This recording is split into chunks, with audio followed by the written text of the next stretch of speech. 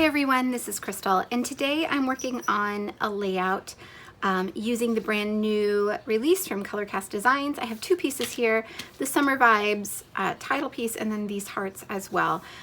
For products, I am inspired by this paper from Vicki Boutin's Let's Wander collection. And what I'm thinking is that I'm going to mat my layout in that, and then I want to use this stencil. This is the Sunny Days Ahead stencil from scrapbook.com. It's a scrapbook.com exclusive. I want to kind of create this look on my background. I'm not sure how it's going to work out, so it's going to be a bit of an experiment, and if it doesn't work, then we'll just scrap this this piece of white cardstock and start with a new one, but we're going to give it a try and see how it goes. So I'm going to go ahead and put you on fast forward and get started. So like I said before, this is going to be a bit of an experiment, but I actually really like the way that it turns out. It's definitely not perfect. I definitely have a lot of practicing to do before I'm really confident with blending the Distress Oxide inks, but it's okay. It doesn't have to be perfect. I still really like how it ends up looking. So I lined up this stencil with the kind of beginning of the starburst on that paper so that the two would line up. The kind of rays that go out will kind of be in line with each other, not perfectly, but more so than if I had put this just in the center. And I wanted to think about the photo. I haven't chosen a photo at this point, but I did decide to go with this small one. It's a very old photo. I think it's from 2013 of us sitting at a restaurant on the beach with some live music, and it was just a really good memory, and it was something I had never scrapbooked before, so I decided this is going to be the perfect page for that.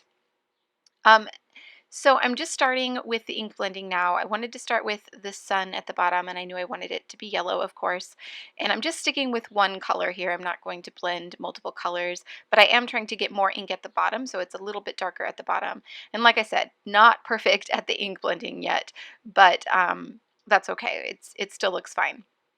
So what you see me doing there is kind of counting the rays because I want to go in rainbow order and similar to what's on that paper. So I have the paper off to the side. I'm kind of using that as some inspiration, and I'm just counting so that I can get a even distribution of color across the rays of the sun here. So I am taking into account the fact that I want to overlap these. So where the stencil is, where you'll see here in a minute when I pull it up where the white space is, I'm going to fill those spaces in with different colors. So I'm going to move the stencil around and fill in those other rays with other colors.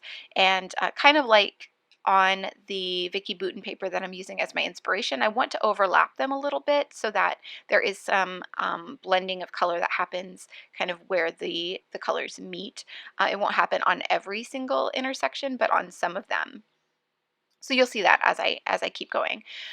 So the colors that I'm using here are mustard seed for the yellow, the light blue is tumbled glass, the red that I'm using right now is barn door. And then I'm going to peel up the stencil. That is just some regular painter's tape that I kind of rubbed on the back of my arm to take a little bit of the sticky away. And that's just to make sure that it doesn't peel off any of my paper when I lift up the stencil. So I took the stencil up, I wiped it down with just a baby wipe to remove the ink that was still on it so that I don't get any blending, and then I'm going to work on the next color. So for the green, this is Mowed Lawn, I believe. Yes, Mowed Lawn. And I'm going to add it between the blue and the yellow, and I'm just being really picky here about exactly where the stencil sits and how it's going to overlap those other colors next to it. And also, because this is a 6x8 stencil and I'm working on a 12x12 page, I don't want it to look just like a 6x8 block on my page. So I'm trying to use this next layer of stenciling to make it look a little less blocky, a little bit less like I just stuck a 6x8 stencil on my page and left it as just a big rectangle. So I'm trying to overlap here. I don't do a great job of overlapping. I wish I had moved them over a little bit more so that there was a little bit more interaction between the two colors, but I still get the effect a little bit, I think. Okay, so this is the last little green area. Just going to fill that in, and then I can move on to the next color. So the other color that I planned, oh, I have orange yet, so I still have to do orange, and for that I am going to use Ripe Persimmon Distress Oxide ink, just cleaning off my stencil again. I don't want to blend those colors when I add a new one. So I'm going to grab the orange now, and that's going to go obviously between the yellow and the red. And again, I'm going to try to make it so that it it sticks out a little bit further and makes it so that it's not so obvious that there's a 6x8 just block of color on this page. Again, not great at blending yet, so they end up looking a little bit wonky. Actually, this one blended much more easily than the other ones. Either that or I was getting better at it as I was going, but this one went a little bit better. My tape is also starting to lose its sticky. I've moved it around enough that I will have to eventually grab some new tape here, but I'm trying to make this work right now. And yeah, it's not so much. And I will go back and kind of extend some of these so that again I get kind of a different look and a little bit less blocky look here. But you'll see that I do show you that process as well. So I am keeping this whole process in just so that you can see how this came together, how I put all this color on the page. And I will say I am using a sheet of American Crafts textured cardstock, and I did not prep the page beforehand. I didn't add any kind of gesso or anything to it. So this is just ink right on paper. You'll see here in a few minutes that I do add a little bit of water to try and get a little bit more of a distressed look on the page, but not a lot because I know that my paper isn't prepped and that it will warp and tear pretty badly if I add too much water. Okay, so for the last color, I wanted a bright pink like the pink that's in the ColorCast design pieces that I'm using, but I don't have a Distress Oxide ink that is that color, but I do have a Scrapbook.com hybrid ink. I think this is Candy Shop Pink.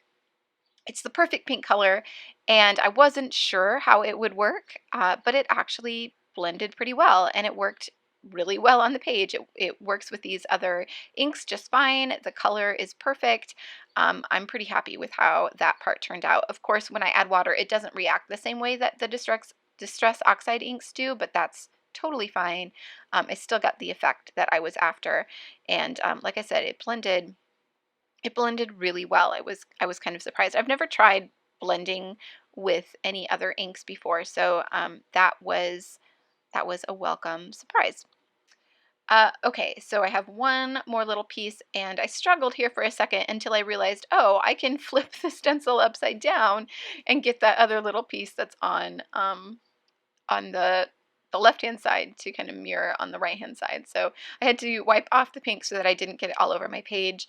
And then I'm just going to use some tape, cover up this entire area. Since it's so small, I was like, I know I'm going to get it everywhere if I don't add tape to all four sides. So tape that down, added the last bit of pink, and now I'm going to come in and extend some of these rays again to keep it from looking too blocky. So I know I want this yellow one to be quite a bit longer, so I'm just using the painter's tape here. I'm not using the stencil. I'm following the lines of the stencil and just adding tape down, and then I will come in with some ink and fill in that area to extend some of these rays.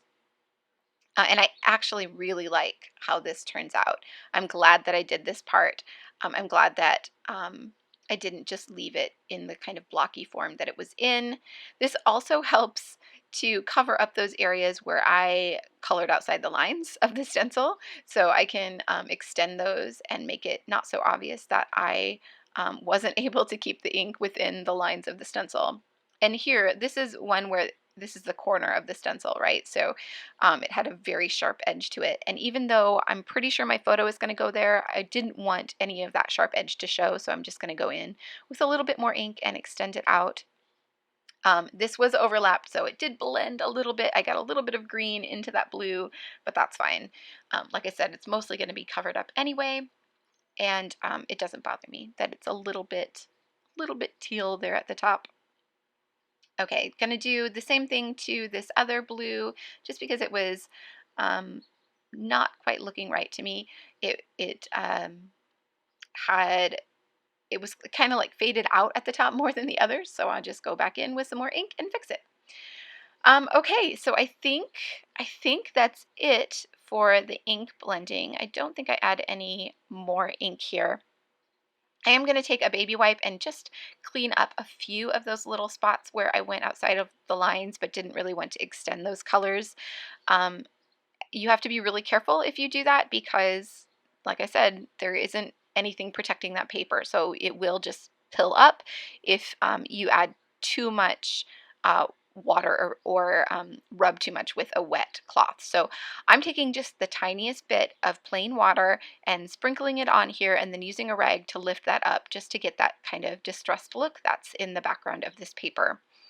One thing I considered doing that I didn't end up doing, if you look at the original paper, the Vicki Boutin paper, there is some kind of print in the background. There's some texture in the background, and I thought about looking through my stamps to see if I could find something that would work to add that kind of texture, but if I used print, I realized I would have some trouble with the rays. I'd have to tape them all off again, or I'd have to cross over the rays, and I wasn't sure how to do that, and I didn't really have a good print stamp. I know there is a Vicki Boutin one. I don't have it, and I don't really have another one that's similar, and I didn't know about any other kind of texture. I do have just some, plain texture like dots and like hash marks. But yeah, I just wasn't sure about how that was going to look. And I knew it would be kind of a pain to get all of those colors in the right places. What I thought about afterwards, after I'd finished the entire layout, I thought maybe if I had used some Versamark ink and created some texture that way, that may have worked. And maybe that's something I will try on a future layout, but I didn't think of it in time to do it on this one. So I am starting to put the layout together now. I did adhere that background. I cut about 3/4 of an inch off of each side so that you could really see the paper behind it before I added it to that Vicki Boutin paper. I wanted you to really be able to see those rays on all 4 sides. So I cut a bit more off than I normally do. And then I started to lay out the other elements on the page, the big ones, my photo and the 2 Colorcast design pieces, to figure out where they're going to go. I'm going to back my photo with this paper from Picnic in the Park from Amy Tangerine.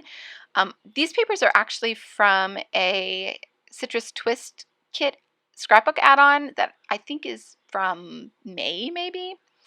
It's definitely not available anymore, and I just had a few scraps left. I had that full sheet of paper from Vicki Boutin, and then just a few scraps from the other papers that were in that kit. So that's what I'm using here to kind of back the paper. I don't have any other embellishments from the Vicki Boutin Let's Wander collection.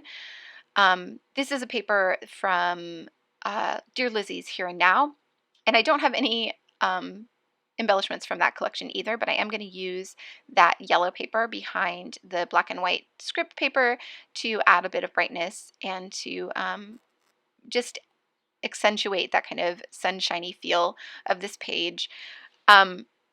So you'll see I struggle a bit with the embellishing because I don't have a lot of embellishments from any of these collections. I have a set of foam thickers, those right there. Those are from the Amy Tangerine Picnic in the Park collection. I do use some of these.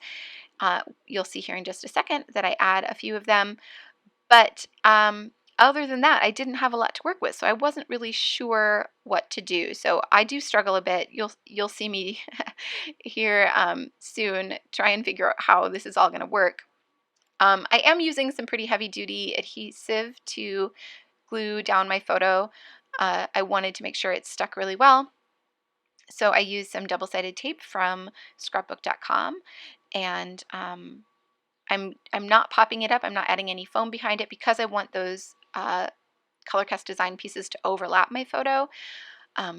I didn't want to have to deal with them sticking up off the page. I wanted them to lay flat. So I'm not adding any dimension behind my photo, just sticking it straight down.